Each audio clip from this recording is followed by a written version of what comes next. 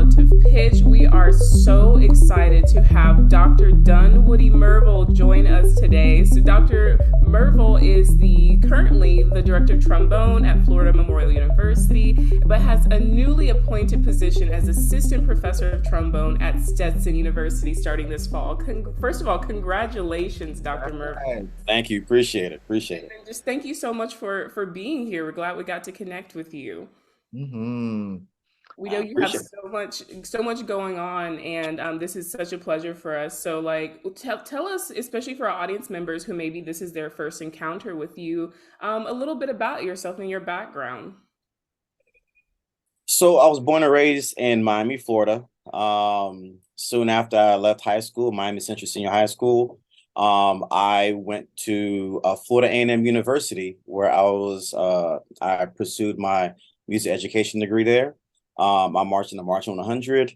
I was on leadership, and I had a chance to do many great things. Some of which March halftime show with Prince. So if you remember the halftime show back in 2007, yes, I was on that field with Prince. Oh my Um, gosh. I know.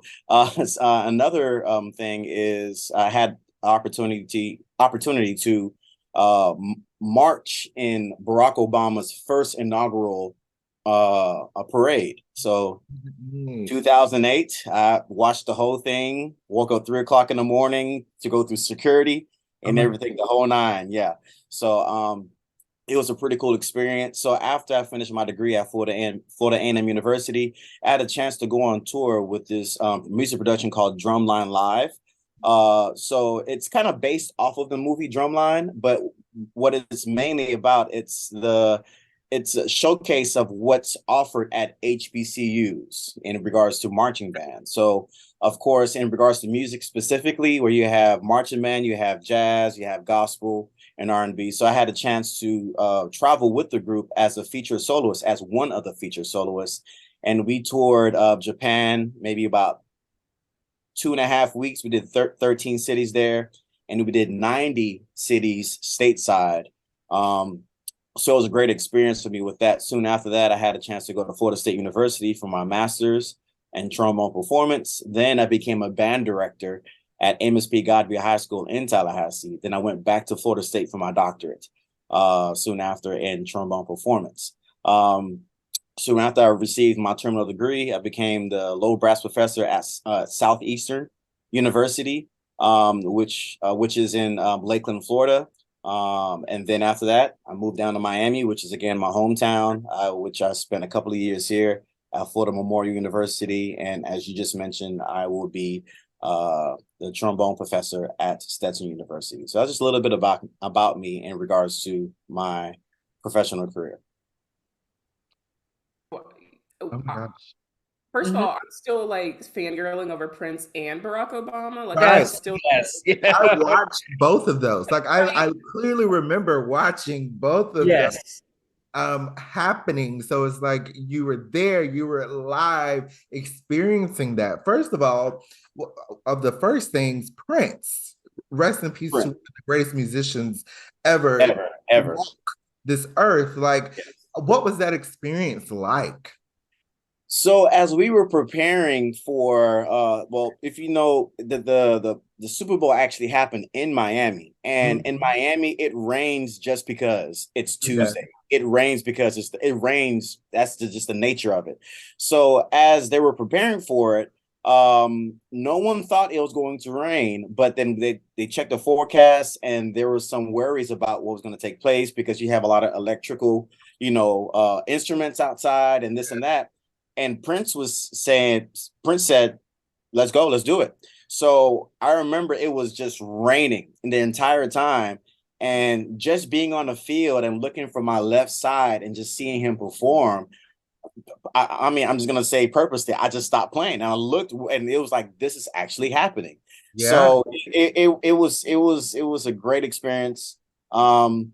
One I'll never forget, one I'll definitely be able to tell my kids about, say, hey, there's this guy named Prince, who's one of the greatest musicians. Yeah. And for me, I was always a Michael Jackson fan growing up. I didn't necessarily appreciate Prince until I became a musician. And once Mhm. I saw it for myself, I was like, wow, yeah, Prince is that guy. He is. And I mean, I think I just would have been just awestruck and like, oh my gosh, this man. Because I remember watching it, and also you can tell your kids, look up on YouTube. Here is like, there I am right there. But he was such a like a musical genius in his music, and so to be on that field and share that experience with him on that field. Right, Oh my right. gosh, like I just when the image of him with the purple guitar, like Yes. that, like just ingrained in my head. So just thinking about your image of being on the field, seeing him over there, Yes. like crazy. Yeah, yeah. It happened. It happened. Wow. I would have done a 4-count turn, 5, 6, 7. Like, I'm not playing, y'all. Watch. Right, right. Yeah. And then going next year, marching in President Obama's inauguration. I remember seeing that on TV. I remember literally in school, we watched it and then coming home, watching the parade and just thinking like, oh my gosh, those people are like so famous. They're marching in front of the president. Like they are like, think about, all of the musicianship that went into it. But then I was thinking like, I know y'all was tired. Like that's a long route, and the president is only there for like that little part, but you were marching a long time. Like, what was that experience? So first off, it was cold. Like it was probably it was I've experienced cold, but not for that much time that we were out there. Because as I mentioned earlier, we had to be up by 2:45 a.m.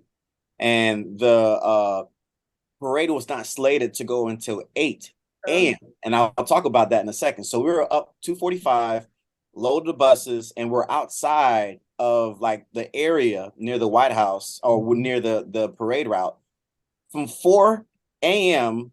until 11 a.m.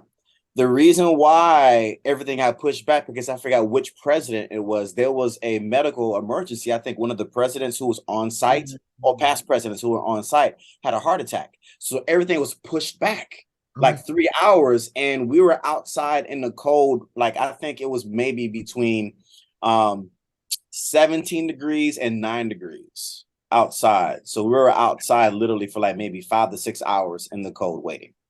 So that's all I remember. And I remember seeing Barack Obama. I remember seeing everything. I remember, the excitement that took place, but the excitement happened after us, being, we had to thaw literally being outside for 6 hours. So yeah, it was a great experience. Oh my. To quote Anthony, in Chicago every single year, he says the minute we hit above Tennessee in the airplane, he's like, my teeth are cold. My teeth will get cold. we in the airplane just past Tennessee, and he's like, my teeth are cold. I'm a Georgia. So if he had to be out there, he would have left. He would be like, this is real fun, y'all, but I'm leaving. I'm a Georgia person. I don't do cold weather at all. I literally born in Georgia, taught in Florida. I don't want nothing to do with the cold. So anytime it goes past that little degree mark, I'm done. I'm with you, because in Miami, anything under 65, everybody taking out trench coats. Yes. Right. Anybody, we're bundled up. Anything under 65, 66, you're pushing it. Right. Really pushing all right. it. Yeah. Yes, I agree. And I thought Georgia was warm and didn't get too cold, but like when I moved to Florida and it got to be about in the 60s, I truly had my coat on. I was like, y'all, it's so cold in here. And I guess because my body got used to Florida weather, it's warm. But no, it's crazy. But these two look at me very like I am just insane when I'm like, it's cold. Because truly, I would have left. Yes, I would have enjoyed that experience of marching in front of President Obama, but I literally would have like, he will understand. The president of the United States will understand. I can't do this. Respectfully, I can't do this. I I lived in Michigan for 2 years. And I love the cold. Like there was nights where I had my window open and my fan like doing that. And so like when you said a coat at 65, I'm like, that's what my house stayed at year round in Michigan. Mm-mm, I was in my little quilt. I said, I'm so warm. It's amazing. No. no. So, Oh, what is the preparation for something like that? So, the music. What did y'all play? And what was the rehearsals like getting up to that for that experience? Well, part of that experience is the fact that prior to we were out for a week because before our travel up to the DMV area, we were in Atlanta because they had the Honda Battle of the Bands taking Yeah, place. yeah. And so we were practicing a couple of days before that because typically the season ends in November, you know the year prior. So we have, the big game against our rival, and then, we go into Thanksgiving and then things kind of draw down.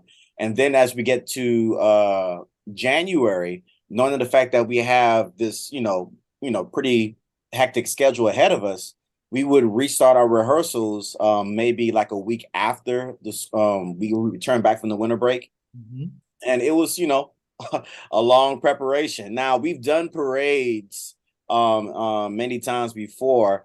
So we were mainly preparing for the Honda Battle of the Bands because we Mhm. had, march on the field, doing a drill, doing a concert selection and a dance routine. And soon, right after we finished that performance, we hopped on a bus and we drove up to the DMV area. And it was it was long. It was a long week. But again, looking back, this is back in 2008, Mhm. 15 years ago, where I'm a little bit more spry in my in my youth. 15 years Right. later, I look back, I'm like, how did I do that? I don't know. It's but again, when you're younger, you have a lot more energy. Yeah. And my parents and people who are older than me would say that, and I'm like, you're just being an old person. Now I'm on that other side. And they're like, I agree with you. I'm sorry for, you know, I mean, for me, some students and even some, of my professors here, they're like, are you like what, 28, 29? I'm like, thank you. I appreciate it, because I may have a young face, but my bones tell me otherwise because it's a lot of Okay. mileage of with being in a marching band and traveling. But it's well worth it, because I had a chance to do the things that I love in regards to travel, and I'm still doing that now. And I want to offer that opportunity to the students who I interact with Mhm. wherever I go, just let them know that music can take you places. Yeah. I tell my students all the time that the trombone has paid for all three of my degrees, you know. Mm. And for my last degree, my last degree at Florida State, not only it paid for my assistantship, but I received a fellowship through McKnight Fellowship, which is in Florida. So in essence, I got paid to get my doctorate. Mhm. It's one thing to go for free, but it's another thing to have a salary on top of going to school for free. Because I was also playing with the Tallahassee Symphony Orchestra. I was also giving lessons, so I was pretty busy throughout my collegiate years in regards to my doctoral degree. And as I interact with students doing master classes, doing clinics, yes, I give them the content relating to music, but I also give them life skills, so that way they're able to hone the skills now rather than letting life teach them later. you mhm. know and for me, being from Miami, I didn't have anything. Both of my parents are from Haiti. I was born and raised in Miami, and I'm the eldest of three other siblings, so it's four of us total, and we all play music. Out of all of us, I'm the only one that went into music professionally. My youngest brother, who's currently at University of Miami, he's in his third year. He's in music as well too, but he's a composition major. And it's great to see, how things flourished from where I was in high school till now, and having a chance to give back to students and to people and to colleagues who I interact with on a daily basis. Mm.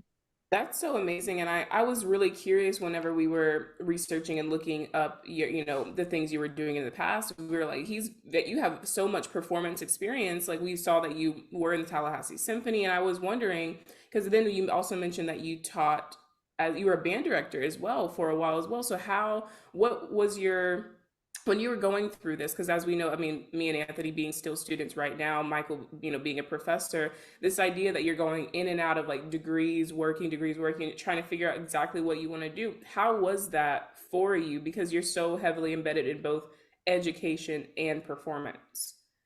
Well, the thing is, I'm very first fortunate to have uh a very effective work ethic. And I think within that work ethic, it's all about being intentional. Um, that's a word that I use all the time. You can ask my students, you can ask my wife, is just being intentional. As a matter of fact, there's a saying that I've mentioned to my students that consistency breeds intentionality. So if you're consistent with what you do, that means you're intentional of doing it, of getting it done. So for me, I know when I was at Florida A&M for my undergrad, we didn't have a performance degree. We just only had education degrees. So I was an education major who also loved to perform. So my thing is that and in regards of having both degrees, both music education and music performance, I know for me in my experiences that there is a commonality between both degrees, because as a music education degree, having a music education degree, being a band director, choral director, or even orchestral director, you're teaching students to perform. As a music performance major, having a music performance degree, if you're not going into auditioning for orchestras or going into military, you're going to teach as a music performance major. So the thing is, as for me as a trombonist, I have to realize I have this instrument. I'm going to translate what I do performance wise to my students. I have to teach it. So I have to be not only just a great music educator, but I also have to be a great music performance major, major as well too. So that way I can intertwine both disciplines. So that way I can, cater to my students wherever they come from. If they say, hey, I want a major in music education, I got you. If it's music performance, I got you. If it's business, I got you, because I also have a music business degree, a music business LLC, which combines both and also utilizes within the business. I have a chance to compose, arrange, and send out music to directors and even other trombone professors who are interested in my compositions. So again, this goes back to what you asked, is just about just being intentional. Because if you're intentional, then you're going to do it on purpose. You're not going to just waste your time. And this, again, goes back to my preaching to my students. Students say they practice in a practice room for an hour. It's like, did you really practice for an hour? Because the thing is, they are in the room for an hour, whereas they may have been practicing for 15, 20 minutes, when then for the other 40, 45 minutes, they have their phone in their hand. So are you really being effective? Are you really being intentional?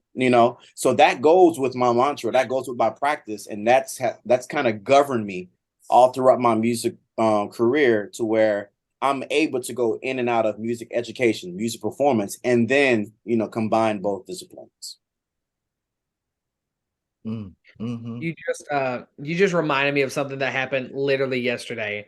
I listened to one of my students play, and he had done, I was like, you haven't played your fundamentals in 2 weeks, have you? He's like, how did you know? I said, what do you think this is I do? You think I just sit here and just Right.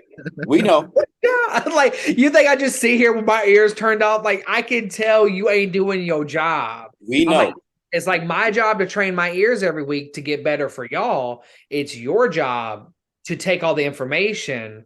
And while you're a 4-year student, it's your longest degree. And I try to tell some of my performance majors that. I'm like, Trust me, it is your longest degree. You can go from 4 years to 4 semesters. Mm. And then, like, to a lot of people, you're done for your education for life with a master's. Some people don't get that terminal degree. So I'm like, y'all, you have 4 years to bust out the hardest work or to create these habits that will live with you for the rest of your life. So if you don't take advantage of these, what's going to happen? But you, like, when you were like, you said something, it just reminded me of that. And like, sometimes students like really just don't do it. And they don't be in the room. And I wasn't in the room sometimes when I was an undergrad. But during my master's, I was fortunate it was COVID, also unfortunate. But during COVID, everything's online. We had no on-schools. So I got to bust out hours on hours a day because nothing else was happening. Nothing else was happening. You're right. And so I'm like, y'all, use this time. But yes, you just remind me of that. Yeah, I mean, something that I resonated with was intention, because all of my students, that is just the word that I use the most. And especially with conducting, when I'm teaching students you have to be intentional, because if you do an act, and especially what we do as musicians, without intent, then what makes you different from an MP3, especially as a performer? What makes you different from a MIDI file? There's no intention behind it. So what is our validation in what we're doing? And conducting, if there's no intent behind it, who are you inspiring? Same thing with teaching. If I am not intending to do something with a good purpose, then what my job, we're not doing anything. And especially, and that goes for education in general. And I think that we have gotten away from that in our society, is that we no longer have intention anymore. Because you see how what we're putting our focus on is not something that I think might sustain us. And it's because we've lost that value of, okay, let's make sure that our purpose is correct. Let's make sure we are truly intending our students to be productive people. And I think by you saying this to your students, it's going to trickle down that effect of like, all right, we need to make sure that we have a purpose, that we know what to do. And I love that you are instilling that in your students and wherever you go.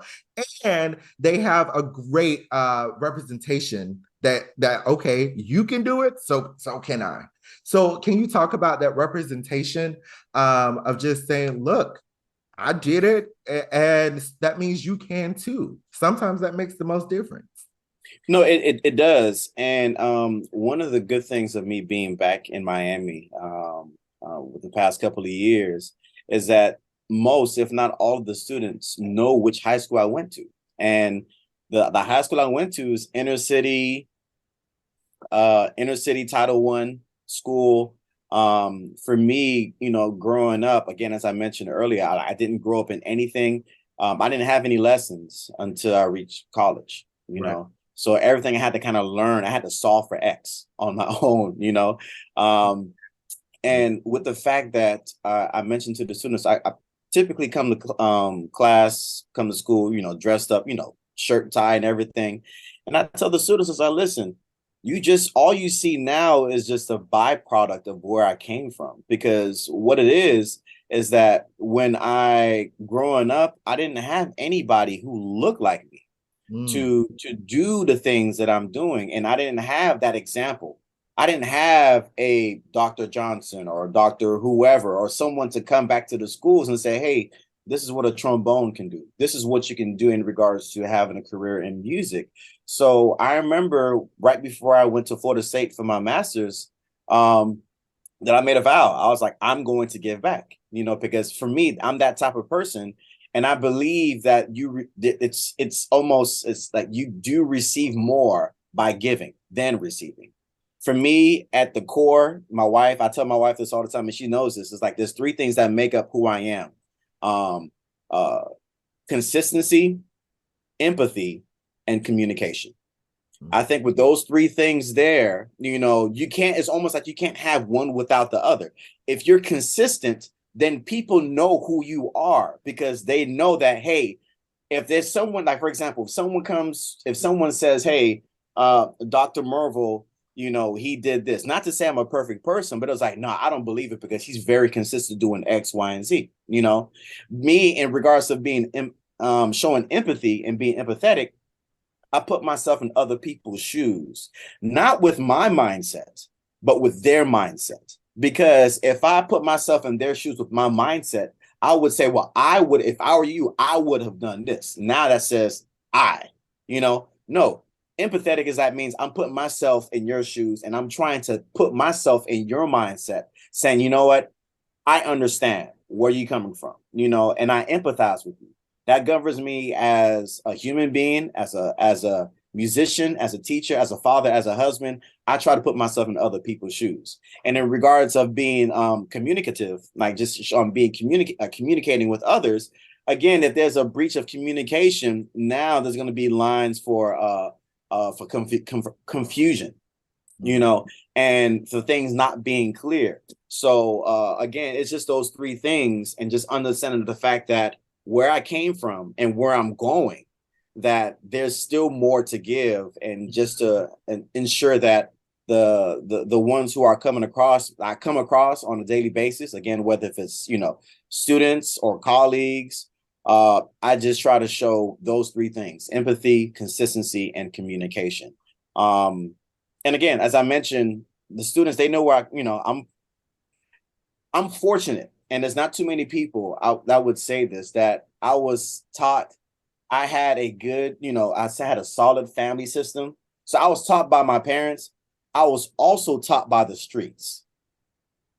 And when I say I was taught by the streets, it's because of the fact of the high school I went to, Miami Central Senior High School. Once you step outside of the high school, you have gangs. You have gang oriented, like literally in every territory of the school, and most of the students, most of my, the people who are older than me, and my colleagues, they were in other activities, and I saw their grind. I didn't engage in those activities, but what I did pick up was their grind. Amen. And because of their grind in those activities, like, let me use this grind and put it towards something constructive, which birthed, everything that I'm doing now, because I'm grinding just as the person who would be, in the streets, but it's just that I'm putting it towards something that's constructive. Mm-hmm. Mm-hmm. I love the duality of that, where you're like, at family, you had that foundation, but when you go to school, especially in the inner city, because that's what I did. I went into an inner city school in Macon, Georgia, where yes, there was gangs all over things, but something that I just had was, I can see, let me just watch, let me see what they're doing, and let me see how I can take this and use this in my own way, all the good things that can come from that. Yes. And I think it makes you have an advantage, and especially as a teacher, because now you can see it and empathize with students who usually in this music world, we cast out students who don't come from, I'll just say, who comes from the streets. Right. The music world, especially music education, usually say that, oh, those kids, they don't want to do band, or they don't want to do choir, they don't want to do orchestra. That's not true. They was just never given the option to. Yeah. So now that we have this experience, we are the ones who can go into these places and say, you can do it. And this is how you can do it. And now let's bridge that gap, and here's that path to do it. And so I think that it is very, very, probably very beneficial that you had that experience growing up, so that you can inspire new people to follow your path that way. Yeah, you have to speak their language. And yes. What I mean by speaking their language is that, let's say, hey, bro, like for me, I could just like, hey, man, hey, bro, hey, fam, real quick, like, don't let the shirt and tie fool you. And they be like, oh, snap, Dr. Mirvil is real. Like, no, like, you just let them know. It's like, listen, I know what you're doing. Yes, I've seen this, let me put you to the game. Let me let you know that, hey, you can make it out. Let me know that I'm letting you know that you can do it because I was you, you know? And the thing is that I tell students all the time, if I can make it, you know, not having anything, I know with the resources and with social media, everything that the students are exposed to now, they can use that grind and put it towards something, you know, that's not only profitable, but something that will put them amongst the greats, you know, that's beyond their friends that are in the same age group, you know. It's just that you have to apply it. You have to apply, you have to be consistent. And once, as I mentioned, but when you're being consistent, people know that you're being authentic. People know that you're being real. People know that you have intent to do better because there's consistency, you know. So yeah. I agree. I love that. I love the idea. I don't know what conversation we were having last week about like what sympathy versus empathy and like why it's important of a distinction to make when you're talking about this, because sympathy is like, you can have sympathy for anyone, right? You can be like, oh, I feel bad for you, right? Yeah. Without having to like yourself see from that person's perspective. But empathy is this idea of literally stepping into this person's shoes and then thinking also from that perspective. And I love that, because I feel like too often, and we have this conversation a lot with these, you know, during the pandemic, we saw this boom of initiatives and things that are centered around DEI and all that pop out. But unfortunately, what we saw, at least what I saw, was this idea that it was more initiatives based on sympathy rather than this idea of empathy and more like equity, if that makes sense. So instead of, basically, there are a lot of these programs were like, this is what we think you need because this is what we would want if we were in your shoes, without actually understanding what these communities, these groups of people would actually need. You know, that's the difference between the sympathy and the empathy. And that's something that, working at the symphony now and getting to see these programs and also watching what other symphonies are doing around the country, if their, you know, type of community engagement that they're trying to do, I have always many thoughts on the way they're doing, especially when it's not successful. I immediately see why it's not successful, you know. And as you know, you've been a teacher throughout this, but you're also a symphony musician, so you're seeing so many different aspects of what the rights and the wrongs, you know, of these programs and these initiatives are happening. And I wanted to know, like, what are your thoughts on that boom that happened during COVID? Oh, well, first off, I appreciate the initiative that not only symphonies but schools of higher learning are taking on this approach. There's a couple of thoughts that come to mind. I believe most are being authentic in their approach, while there are some that are performative in their approach. And what I mean by performative is essentially it's a trend. It's a trend. It's like, oh, everyone's doing this. Let's go ahead and do it, so that way we are part of what everyone's doing. And it goes back with what you just mentioned about sympathy and empathy. You know, it's like, oh, you know, the sympathetic aspect of it is like, wait, everyone's doing it. Let's go ahead and hop on the train, so that way we're not left behind and we don't seem as X, Y, and Z. Whereas the few who are taking the empathetic approach are not only taking the initiative, but going deeper. You know, it kind of goes with what you mentioned, saying that well, how I look at empathy versus sympathy versus empathy. It's almost like, let's say we have a mother or mother to be who's about to have a child.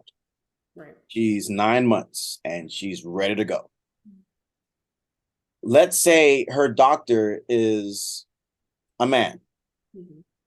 He could sympathize with her pain. He can sympathize with her pain because he has done X amount of, deliveries and so on and so forth. Whereas empathy is if that same mother to be had a woman who had a child who has experienced it herself. Mm-hmm. And she's saying, I know what you're going through. Not I can imagine that's sympathy, but I know what you're going through because I've been there. I know what it takes, and I'm gonna make sure that I'm gonna take care of you. And again, it's nothing against the man, the male doctor. It's just that one has experience. To make this applicable to what we're talking about, there are cases, and this is unfortunate in this particular happenstance, to where either symphonies or universities where they talk about DEI, there's no diversity within that group. There's no diversity. So how can you say, let's talk about DEI when there's no one within that committee that's different from you? Speak. This it's really hard to do that because again, it goes back to us saying, well, you know what? I think this is what they're feeling. Exactly. I think this is what, again, going with that, I put myself in your shoes. That doesn't work. No, like you need someone in that. No, you need someone who's qualified. Let me go ahead and just make that because you don't want to just put anybody in there. Right. I get that. Right. But you need someone who's qualified to where it's like, now you have a voice. Now you have a face. Now, granted, that one or two people within a committee of 10 would be the minority, but that minority voice would be a great impact because they lived that DEI, So in regards to, and my hope is that with the initiatives that's taking place with DEI is not what I just mentioned, initiative. It shouldn't be an initiative. It should be a lifestyle. It should be something that, okay, well, let's focus on DEI. No, that should be consistent because by being consistent, that means you're being intentional. You being, you see how I brought that back. Yeah, you being intentional about this whole thing, because if we're not careful, and that's kind of the thing that's what's taking place in Florida right now, with governor, and I won't go too much into politics, but they're trying to shut down DEI.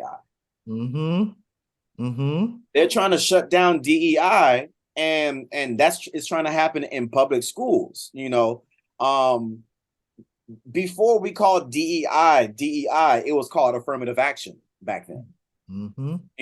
It's pretty much the same thing, but I think because affirmative action just died off, and the word and the terminology may seem, somewhat offensive to some people. Affirmative action, it may seem like it's very direct and this and that. Diversity, equity, inclusion sounds more friendly, friendlier than affirmative action. It's the same thing, and my fear is that just as affirmative action was a thing and kind of died off, my hope is that DEI does not experience the same demise. Because DEI, if we want to be real, came back because of what took place in 2020 with all you see, and it took something of that magnitude. Yes, it's like, all right, let's go ahead and bring it back and let's focus on it. And because of the fact in time is unforgiving. And what I mean by time is unforgiving is that as time continues to pass, people tend to forget what happened yesteryear, what happened yesterday, and this and that. And what happens because of that, there's, you have some people say, well, that never happened. Or they'll say, well, that let's leave that in the past. Well, how can we learn? How can we affect the future if we don't learn from the past? If you don't learn your history, it will repeat itself. Right. And that's what's taking place with politics. There are some politicians, unfortunately, are trying to erase the past, saying that, well, this never happened. And by trying to remove it from history books. That's why I love TikTok, because TikTok, students now can learn so much from TikTok because people are keeping it real. I'm the one. Was it for me, I guess I would be classified as a millennial. Realistically, I'm like the generation right at the cusp between was it Generation Y and was it Gen X and millennial. Yeah. I'm like right at the cusp right there because I remember the time when we had no phone. Right. We only had a landline. I remember the time when there was no computer or computer was not in every household. I remember dial-up when AOL, you pressed it and, we just sat there and just waited for maybe a couple of minutes before things kind of picked up. Yeah. So because of me watching the maturation of having not to having, it makes me have a better appreciation for what the things that I have, And again, that relates to DEI. Like for me, when I apply for institutions here and there, and they talk about DEI, of course, I give them the answer, but I also want to mention that I am DEI. Who I am, my life is, I don't want you to put 3 letters behind what my life, what I do every day in my life, and it shouldn't, yes, I understand that it should be studied. And what I mean by studied is because of the fact that people are not privy to what's taking place. Again, it's the whole empathetic aspect. So I think what DEI is to help people who are not informed to be informed, because it's nothing new. It's just now being studied. And it's to 2 points you had. We're going to go back a little bit. Yeah. I said for the very beginning when we started this podcast, I said, I will truly measure every DEI statement in 2026. Because that's a period of time. Like that's 4 years. You can go through 2 degrees. Yep. Or 1 degree, a little extra. Like you will pass some time. And that's where you can really set in, okay, what's going to happen? Are they still doing these policies or do they matriculate out? The second thing, DEI has 2 reactions to people.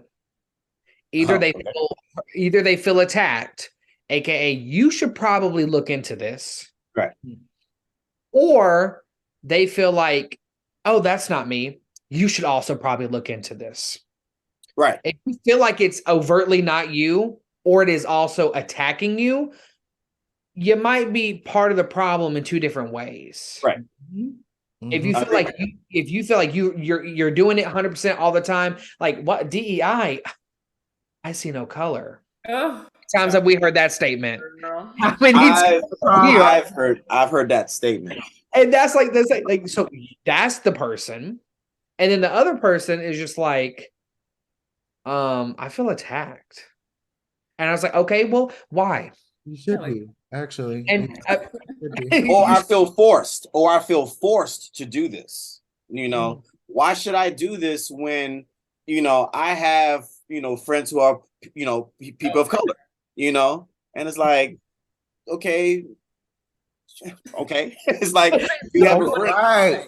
Congratulations. Like, I'm right. What's up? I am so glad you can count your Black friends on one hand. I am so happy for you, because that is what that statement is saying to me, is that the friends that you have that of color, they are now a quantity for you to use in an argument, rather than you seeing them as people and empathizing with them. Because what 2020 should have shown you is, oh, wow, I need to actually ask my friends of color about certain things and make sure that I am right, so that when I go out into the world, I am not continuing this just atrocity of racism and every other ism there is.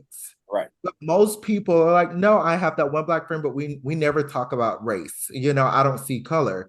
Then you don't have a Black friend. You don't really do, because you're not seeing that friend for who they are. Because what you would see is we are not the same.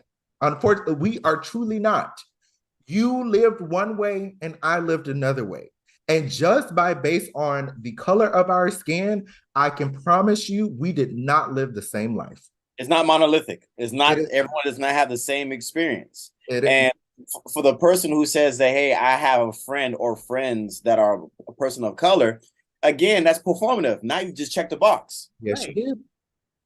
You say, Yes. hey, let me look at my list. Oh, yeah. So, it's like, nah, And I also think that sometimes these institutions and places, when they ask about DEI, they really want to boil everything down into kind of a monolithic thing. Like they want to, I guess, comprehend all of this. They want it in a nice answer. I remember we talked a little while ago that some institutions, they'll ask about a DEI, and they want you to do this whole presentation so that they can take your information and then move it on and say, oh, look what we've done. No. It's like they want a solid answer so that they could check off like, oh, I can actually fall asleep at night. No. And they can throw it on a website to be like, look at what our students feel in our environment. And the thing is not monolithic. And guess what? It is very complex. And not every person of color lived the same life and also have went through the same things. So no, it is not an easy answer and it is not an easy solution. That is the hard part that I don't think these institutions have truly realized, is that there is no one answer for this equation. Right.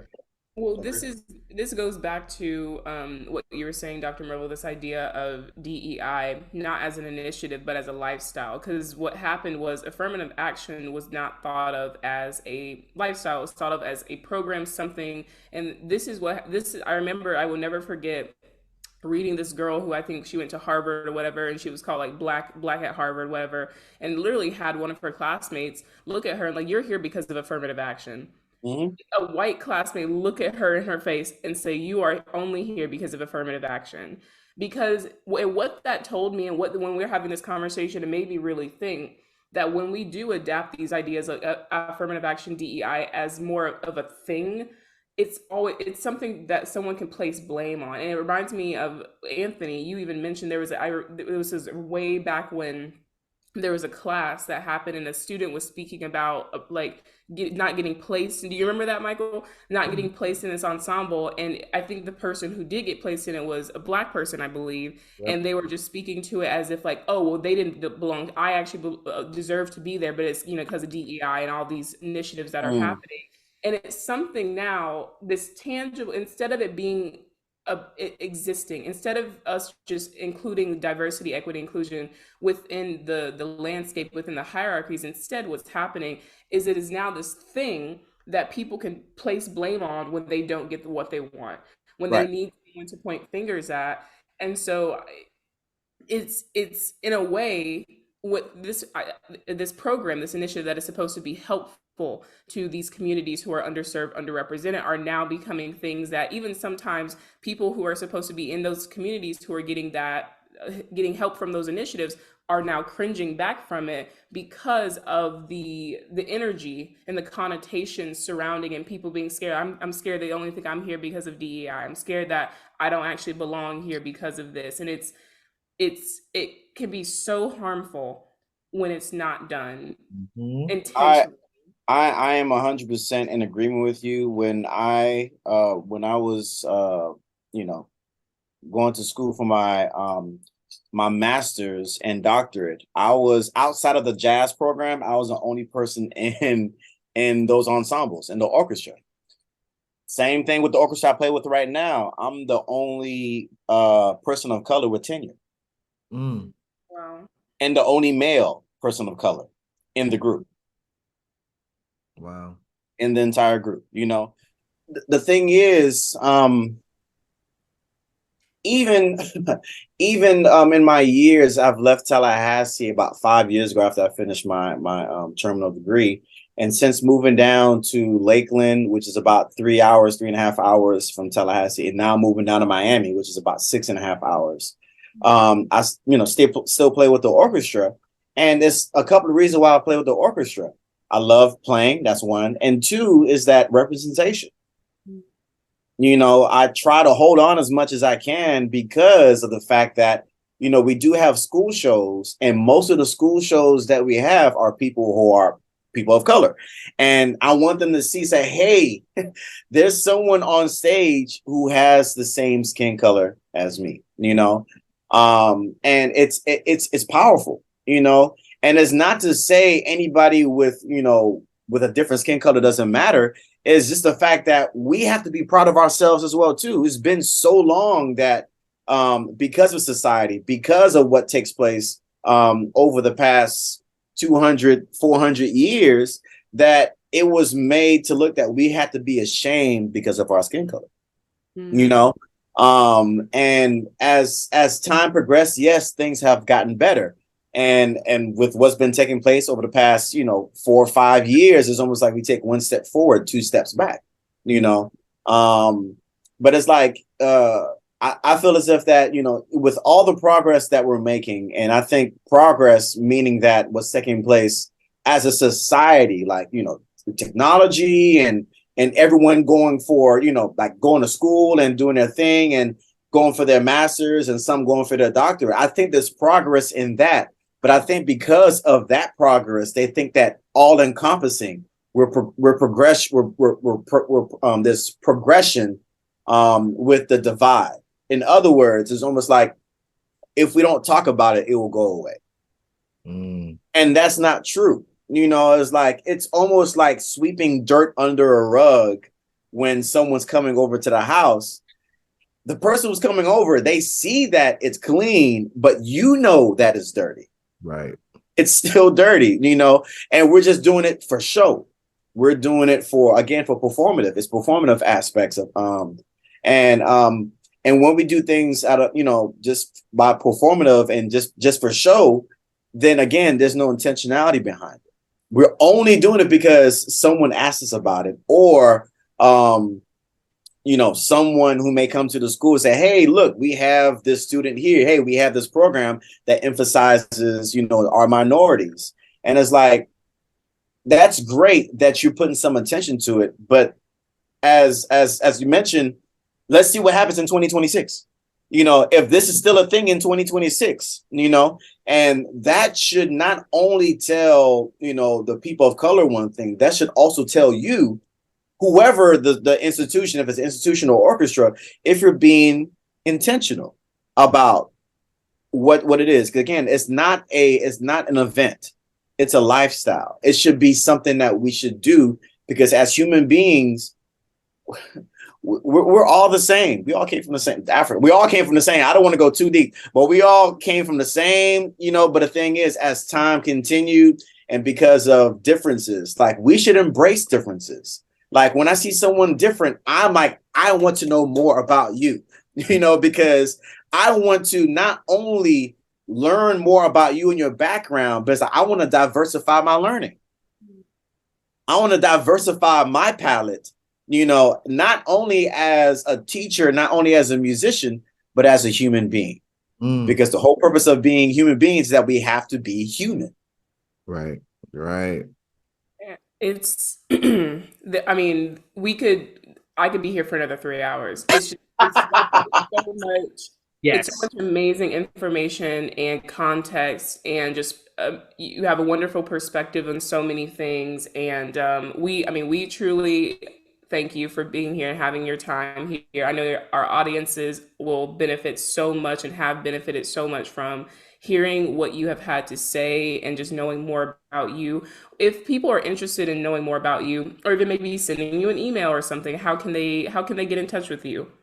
Yes. So I'm connected in the socials, but before I even go there, my email is dmirvil@gmail.com. So my first initial D, Mirvil, Mirvil @gmail. I have a website, D Mirvil Music. So D, again, first initial, last name, music.com.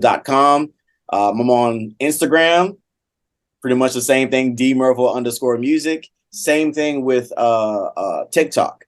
And I love to interact with people, whether if it's by music, whether if it's by conversation.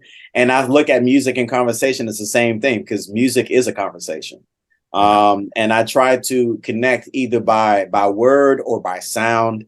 And it's not just about music for me, it's about life. So I love to help people to get to their goals. I have this thing to where I like to see people succeed. That's a lost art nowadays, because we have people hating on each other and this and that. It's like, no, I want to see you succeed. What can I do to help you to get to that next level? And I don't want any credit because it's not who I am. It's like we were put on this earth to help others. Absolutely. And now you are a part of our village, and we are very happy to have you as a part of the Relative Pitch Village. And thank you again just for being here. And to our audiences, we hope you enjoyed today's episode. Make sure to go, check out Dr. Mirvil and everything that he's going to be doing. Amazing, amazing things. And we'll see y'all next week. Bye. All right. Appreciate it.